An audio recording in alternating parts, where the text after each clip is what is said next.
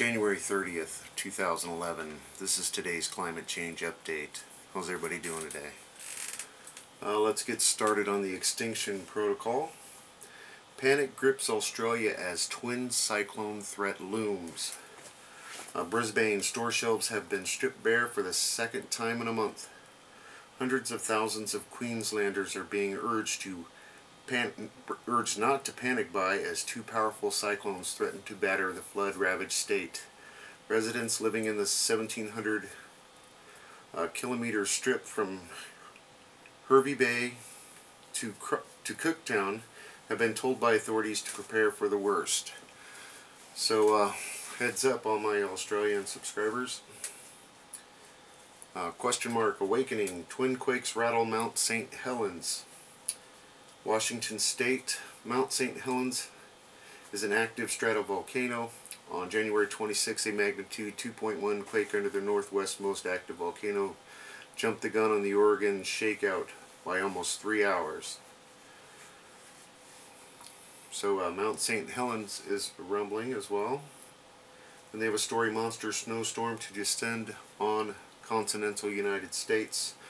Looks like we're going to get some snow out of this, and I will report on that, obviously. I got a 4.2 earthquake rattles Hungary. And then they've got a fear piece. Here's an odd one. Planet shakes 6.1 earthquake rattles Arctic island near Norway.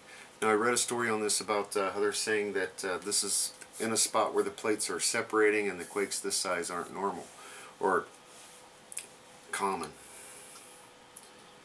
And a story: landslip splits roads in Oregon and sets off a water crisis. Lincoln City, Oregon. Residents of Lincoln City are being told to prepare for the possibility of water rationing after torrential rains caused a country road to give way and put the city's water main in jeopardy. Schooner Creek Road was closed last Friday due to a landslide, and 7,000 residents received a reverse 911 call, warning them about the possibility of water shortages that could last a couple of days.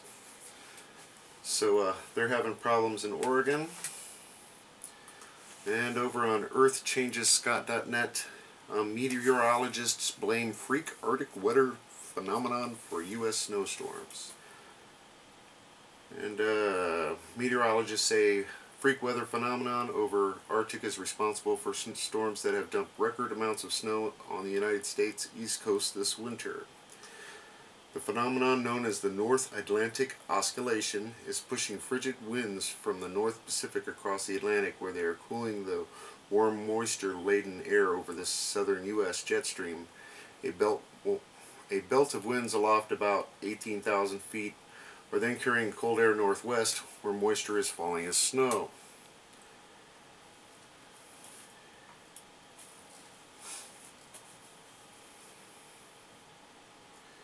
And then they've got a couple fear pieces, and then they've got bloom in the Ross Sea. They've got a story on in the South Sea down by the Antarctica where the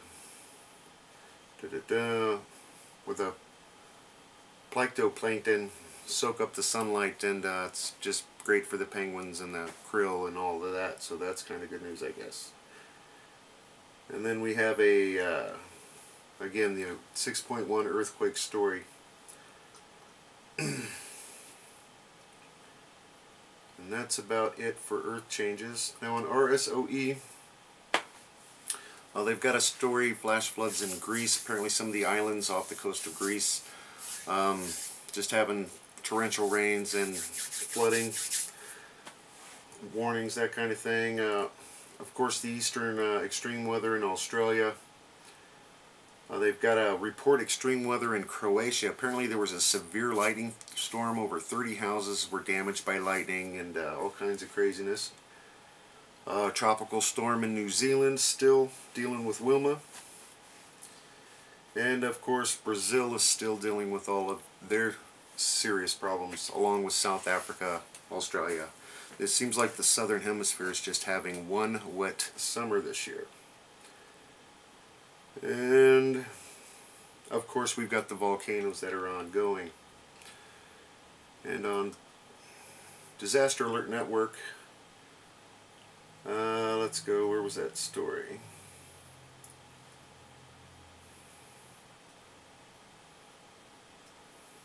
"10 killed, 3 missing in Saudi Arabia flood." Jeddah, the nation-state news reported that the flooding in the city of Jeddah continues to disrupt the lives of people. And I was watching some videos on that. It's some pretty torrential rain. Just like the whole street turned into a river. Now this is in the middle of the desert. It's just insanity. But don't they have a weather changing system going on out there or something? That's about it for today. Just so for my hardcore art viewers, I guess, I have built another frame. And I don't know if you can really make out what that is, but that's going to be a conch shell. Again, I will do time-lapse as far as the assembly and the painting and whatnot.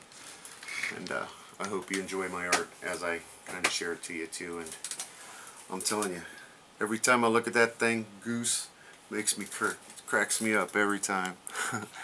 Until next time, enjoy what you can.